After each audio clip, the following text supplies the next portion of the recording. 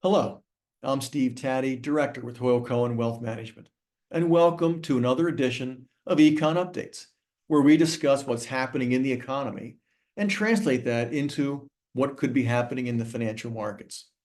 So with that, let's dig right in. Economic activity in the U.S. has continued to surprise many with its resiliency, and inflation has continued to moderate towards more acceptable levels, especially when one considers the high inflation rates of the last 2 years. Now, the GDP forecast for slowing may be a bit understated because of the positive impact of real wage gains from employed consumers and rising portfolio income levels from invested consumers based on rising portfolio values. But the job market has certainly downshifted in the last year, and that will put downward pressure on nominal wages, which will translate into slower real wage gains for the employed consumer, which will have an impact on consumption going forward. That's the question that is in the economist's mind throughout the country. Now, expectations run from no landing to soft landing to a hard landing. And the markets are reacting to their expected cues as the data becomes available. The big question is, when and how much will the Federal Reserve cut rates? Expectations are that the Fed will cut rates September, which is 2 days from this recording, and then at each successive meeting throughout the balance of the year. And yes, there are some that are calling for a 0.5% increase in the first couple of cuts, but it seems that the cumulative amount of rate cuts, rather than the magnitude of the first couple rate cuts, is the measure that will have the most impact on the economy. Now, at some point, there will be an inflection point where the job market softening subsides and economic surveys and the like gradually improve, boosting GDP estimates. Stay tuned for how the market and the economists react to what the Fed will hand us throughout the balance of this year. In U.S. stocks, the major markets have broadened. No longer a world of growth and tech only. The other 493 stocks are getting some sunshine. And that has caused a little bit of internal market volatility, which has spilled over into the pricing of some of the major market indexes.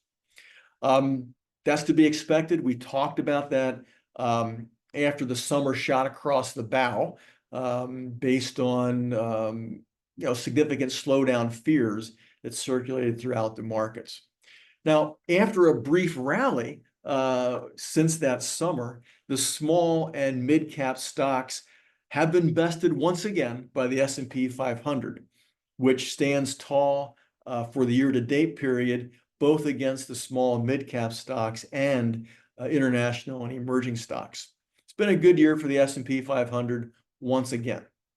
Important technical levels remain intact, and the Wall Street analysts have lowered expectations for 2024, reflecting this slowdown, lull, inflection point, but have added on the 2025 earnings estimates, which now stand at about 10.7% growth for 2024 and 15.3% for 2025. As a result of the shot across the bow in the financial markets this summer on fears of a more significant economic slowdown, bond interest rates dropped on the longer end of the curve, meaning from 5 years to 30 years. The short end of the curve, controlled by the Fed, has remained quite elevated, with the Fed funds rate and most money market rates paying around 5 and 5.25%. But this reduction in yields in the longer end of the curve is a reaction to what's called a flight to safety, and also possibly a flight to sensibility, as investors want to lock in these higher interest rates for a longer period of time in the face of the expectation that the Fed will lower the Fed funds rate pulling all the short-term rates down with it. This may be the chance to lock in those interest rates for a longer period of time. But that brings up the question is, have the reduction in long-term rates run its course? Because the markets are already expecting a slower economy and are already expecting the Fed to lower rates in the longer term. That, I think, is a question in the bond market that one should talk with their advisors about, and what the impact will be on their portfolios with respect to their bond investments. What to watch going forward? The Federal Reserve seems to have backed inflation into a corner, which is good, but the job market may be softening at a faster rate than desired.